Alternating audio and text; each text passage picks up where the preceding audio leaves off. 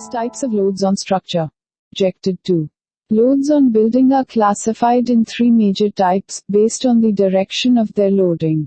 1. Vertical loads. 2. Horizontal loads. 3. Diagonal loads. Vertical loads includes dead load, live load, snow load, construction load, and load due to creep. Horizontal loads includes earthquake load, earth pressure, water pressure, wind load, and wave load. Diagonal loads includes thermal load, machine vibrations, and load due to corrosion. Dead load. Dead loads are the vertical stationary loads acting on the structure throughout its lifespan. The self-weight of the structure is primarily considered as dead load, whereas it may include some other loads like weight of permanent partition walls, weight of permanent equipment etc. The dead loads for the structure is calculated by multiplying volume of structure with the unit weight of structure. For example, for a PCC of size 1.2 by 1.2 by 0.15 meters, dead load or self-weight will be 1.2 into 1.2 into 0.15, multiplied by 24 equals to 5.18 kilonewton. Live loads. Live loads are movable or moving vertical loads, which don't causes any acceleration or impact on structure. These loads are particularly caused due to use of structure by their occupants. Live load might differ considering different time and conditions. Thus the live loads for the particular structure are defined by the engineer considering site conditions. Whereas the code, IS 875-1987, also specifies the minimum values of live loads to be assumed depending upon occupancy of building. In the code, the minimum live loads can be found in both terms. Uniformly distributed load as well as the concentrated loads. The structure can be designed either considering the uniformly distributed loads or concentrated loads. The final design will be done by considering greatest stresses from both conditions. But, when we consider a multi-story building, it is quite unlikely that at some particular time, all the floors will have maximum loading. For example, in case of two-story building, it's impossible to have all of the family members on both floors simultaneously. Because of this, the code permits some amount reduction in live loads in designing as follows. 0% reduction in total live load up to one floor. 10% reduction in total live load up to 2 floors. 20% reduction in total live load up to 3 floors. 30% reduction in total live load up to 4 floors. 40% reduction in total live load for 5 to 10 floors. 50% reduction in total live load for 10 plus floors.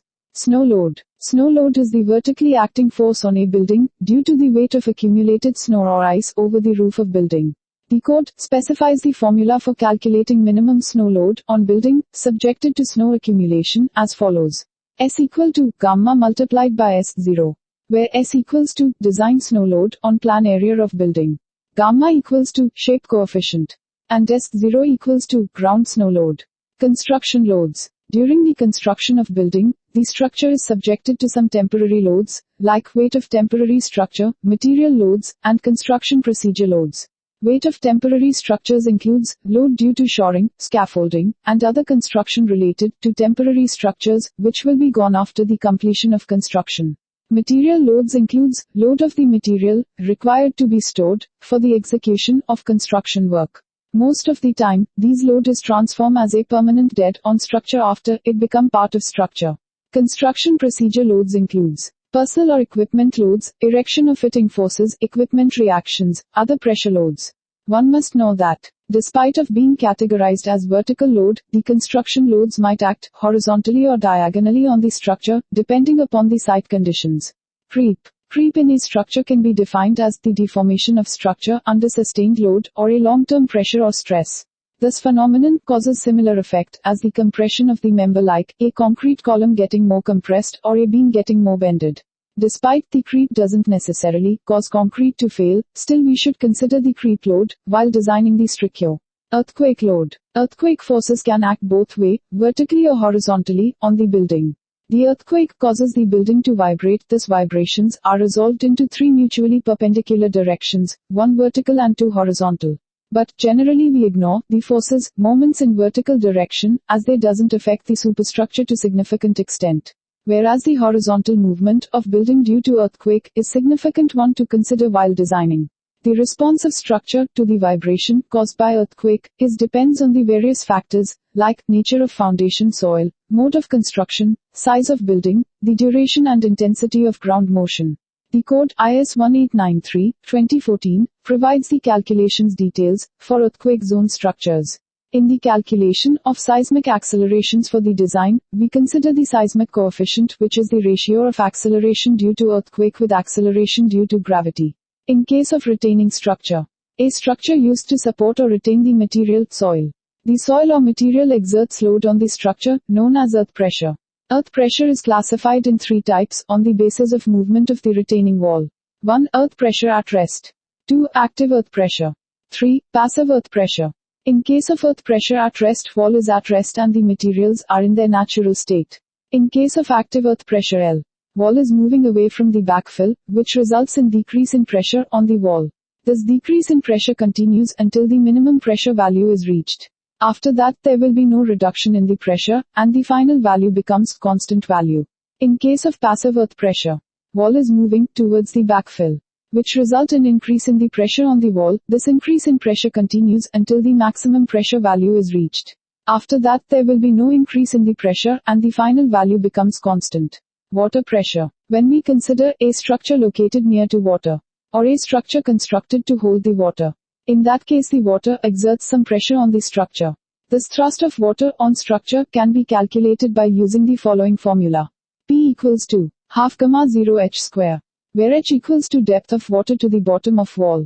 Gamma 0 equals to unit weight of water. The thrust by water is acting at a distance of h by 3 from the bottom of the structure. In general, the pressure distribution is triangular and the maximum pressure, that is 2p by h, is at the bottom of the structure. Wind load. Wind load is the load caused due to the movement of air relative to earth. Wind load is especially considered for high-rise building, that is the buildings in which height of the building exceeds 2 times the dimension transverse to the exposed wind surface. Whereas for low-rise building, that is up to 4 to 5 stories, the wind load is not critical, hence it can be ignored. Further, in limit state method, the factor for the design load is reduced to 1.2 multiplied by dead load plus live load plus wind load. The wind load on building depends upon two factors, velocity of wind and size of the building. The code IS 875, Part 3, 1987, provides details of wind load calculations on structures. This calculation can be summarized as follows. 1. Calculate basic wind pressure, VB, from earthquake zone map of India. The value of VB can be selected depending upon the locality of the building. 2. Calculate the design wind velocity, VZ, by using following formula. Vz equals to K1 into K2 into K3 into VB, where K1 equals to risk coefficient. K2 equals to coefficient based on terrain, height and structure size. K3 equals to topography factor. 3. Calculate design wind pressure, Pz equal to 0.6 Vz. Up to the height of 30 meters, the wind pressure is assumed to be act uniformly. Above 30 meters height, the wind pressure increases.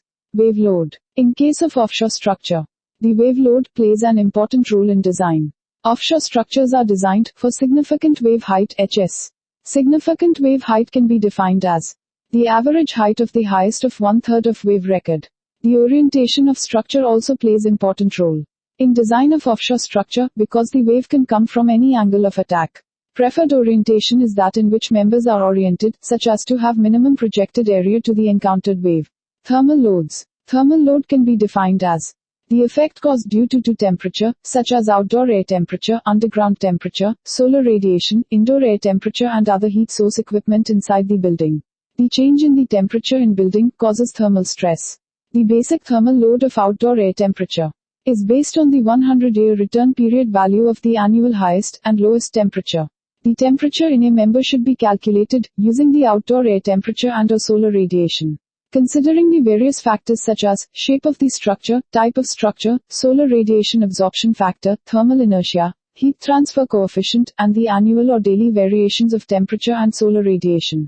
Machine vibrations. In the building, the variety of both direct and indirect sources of vibration are present. They are classified into three main categories. 1. Human activity, for example, jumping, walking, dropping tools, etc. 2. Vibration from machinery. 3. External force vibration, for example, traffic on the street or underground, the wind, etc. Too much vibration in building can cause various problems like problems during surgery, research, and other activities, where more stringent requirements come into play. Structural designers take frequency and amplitude into their calculations during designing process. to determine where extra stiffness is needed to dampen vibration. Corrosion. In general, all the engineering structures experience some form of alternating stress and are exposed to harmful environments during their service life. This leads to corrosion, such as pitting, which causes formation of brittle cracks, growth and failure. Selection of correct loads on structure. Many structure, if not all, will be subjected to all type of the loads listed above at some time in their life. But direct combination of all these loads, at their maximum, can't be considered as probable. For example, it would not be probable to expect a full live load to occur simultaneously with a full snow load during a design-level windstorm. Thus, proper load combination is important to design economical as well as safe structure. ASCE 705 or IS 475 provides load combination equations for both service and factored loads, whereas the final choice of loads will be based on the design philosophy of individual. Yet the final load combination decided by individual should satisfy various conditions given in